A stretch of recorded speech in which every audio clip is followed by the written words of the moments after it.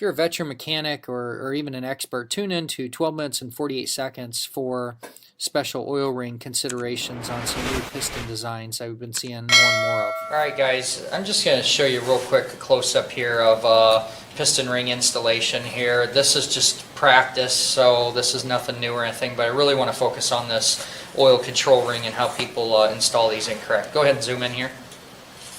Alright.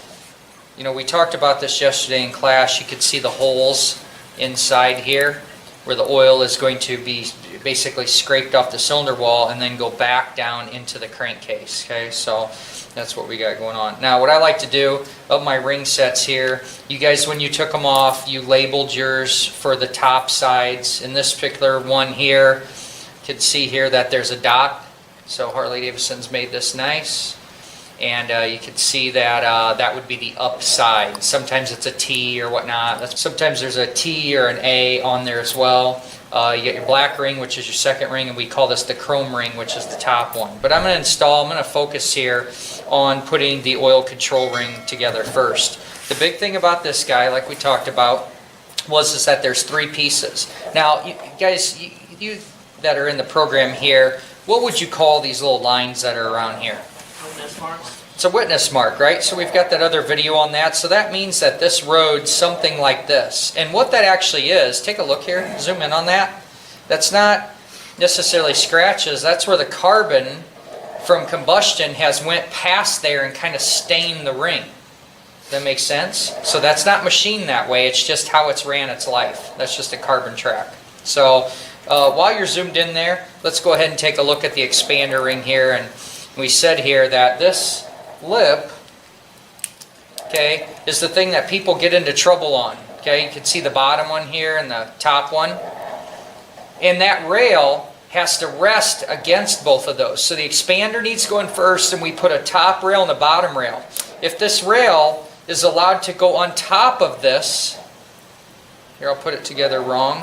If I'm allowed to go on top, okay, it's going to make it overall thickness much thicker. Okay, and it's going to wedge and lock into the piston. Okay, what I need, let's see if we can get the back side of this. Here I'm on top of that back lip. Notice how the back side of the expander ring disappears because the rail is on top of it. This would be incorrect. Okay, but I'm going to take and put it correct, and do you see how it's showing itself?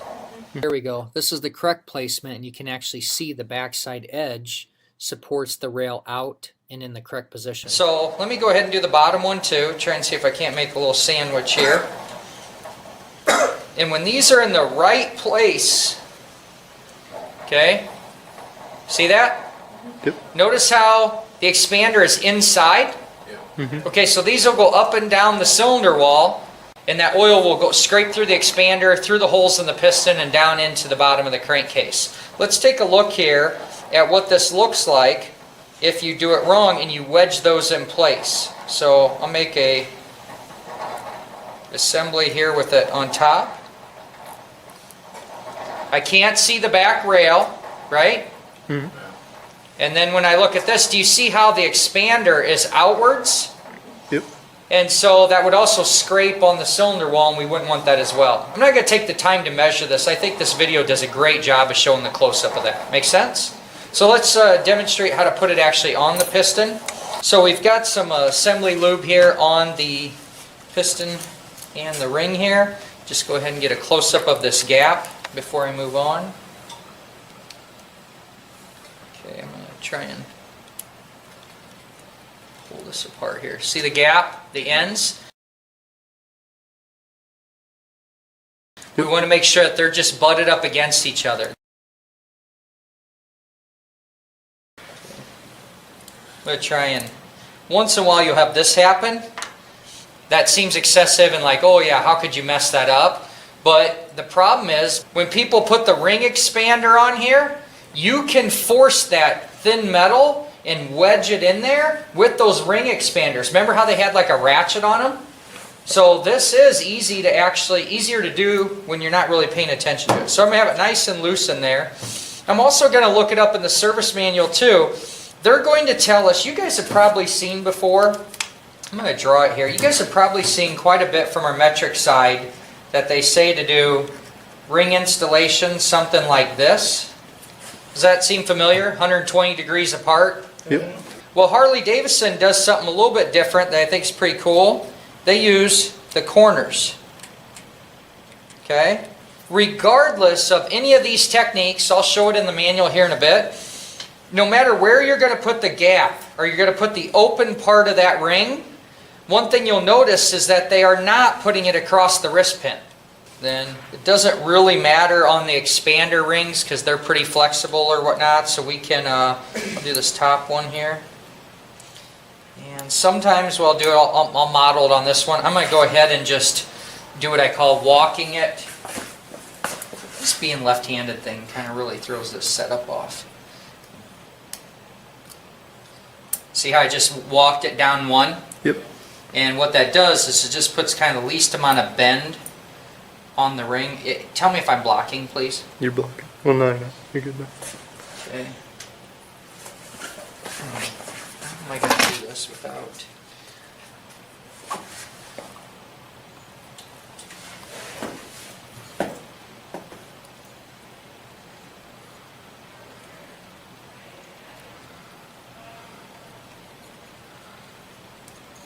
It's very hard to not block.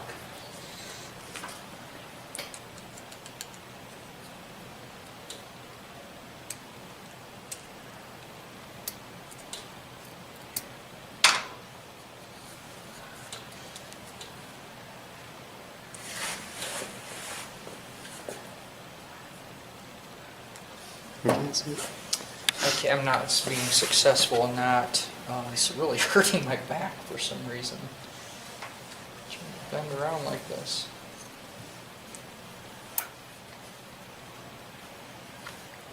Stop. So go ahead here. And now that I've got this started here, you could see how I can kind of just walk it around. You see how I'm doing that? And I'm putting very little stress. What I'm going to try and do this time is not let this fall all the way into the second groove. I'm going to see if I can go ahead and just pop it. Nope, it slipped on me. It's a good thing about assembly lube.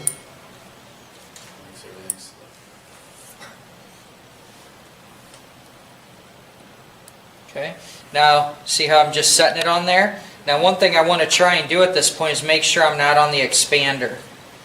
Okay.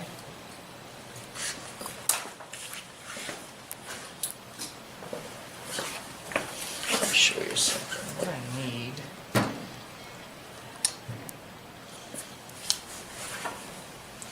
I want to make sure and find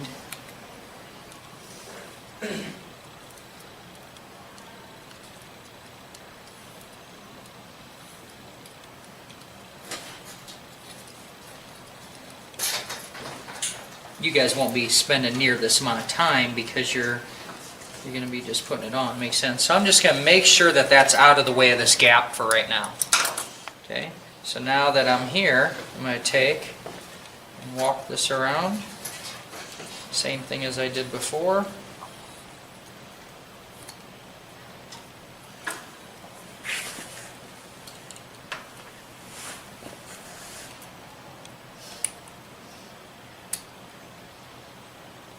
Kind of being really careful, aren't I?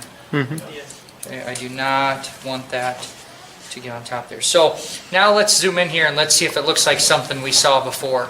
Okay, does it look like the expander is inside compared to this ring? Yep. The rail, I should say. And the other thing that I'm trying to do is just go ahead and compress this. Now these are used rings, so there's a bit of a gap here. And I'm just making sure that I'm on top of that. Another thing that I could do before I move on is I'm going to hold the rail with my fingers here, and I'm going to just take and make sure that these two will spin independently of each other. Okay, if not, just sit up here. If I can't hold the rail and spin the expander, do you see how I'm able to rotate that around? Yep. Okay, so that means that they're not locked or they're not wedged, and that's good. That's what I want. So then I'll very quickly, this is lubed up. This time I'll just go from the bottom. Here's how I normally do this. like this. Does that make sense? And then I feel like I have a lot of control, like it's not going to go flying on me.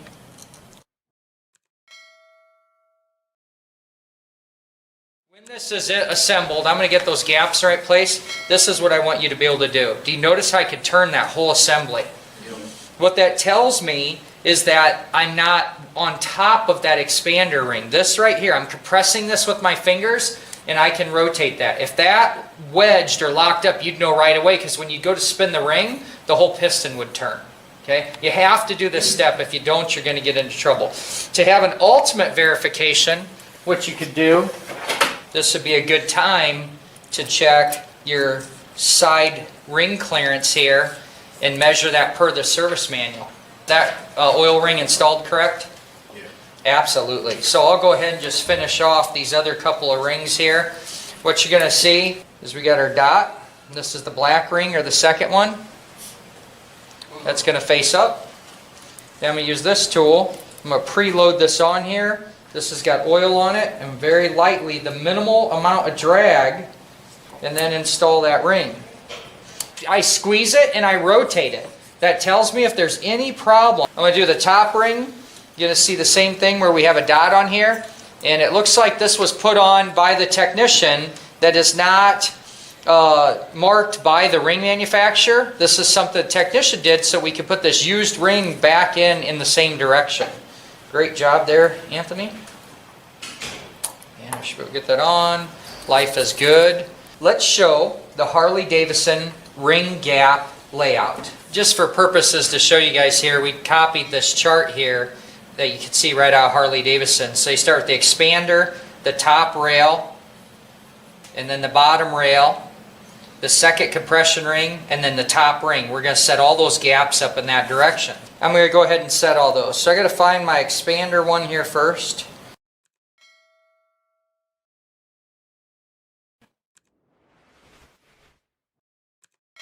I'm at the expander. So my gap, my ring gap, is right here on that one. So then I'm just going to follow along.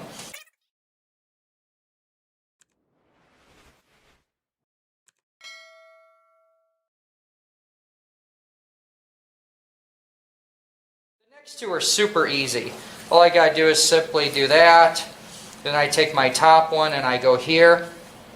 You guys can see that there where the ring gap's lined up. And that's it. So now this piston is ready. You could set these ring gaps with it on the connecting rod, and it's probably less likely you're going to bump it when trying to put a clip in or something else. Okay, we're service manual usage, doing a Sportster motor here, and we'll talk about something that I've seen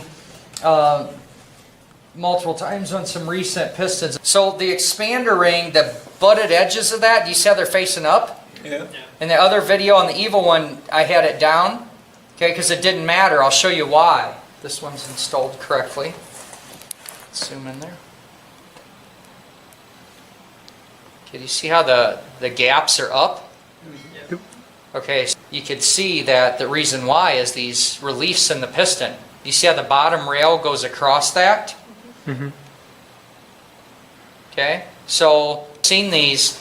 I remember Harley-Davidson at Skills USA was talking about this at a station that they did, and they might have just been talking about it in the review or the training, but they were saying that people overlook this. And now on this sporty piston, do you remember how there were no holes drilled? Okay, there are no holes drilled for the oil to go through. So they're going to take and scrape the oil. It'll run around the ring, and then it has a way to exit out here and then get down into the engine through this relief path. Does that make sense? Okay, so I just wanted to point that out, that there are going to be different procedures for different models.